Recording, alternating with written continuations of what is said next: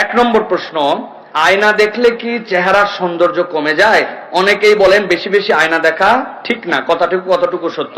প্রিয় ভাইরা, কথাটুকু কোরআন হাদিসের দৃষ্টিভঙ্গি অনুযায়ী সত্য কথা নয়, বরং আয়না দেখলে নবী করিম সাল্লাল্লাহু আলাইহি ওয়াসাল্লামের পক্ষ থেকে নির্ধারিত দোয়া আছে, যে দোয়াটা রাসূলুল্লাহ সাল্লাল্লাহু আলাইহি ওয়াসাল্লাম আমাদেরকে শিখিয়ে গেছেন।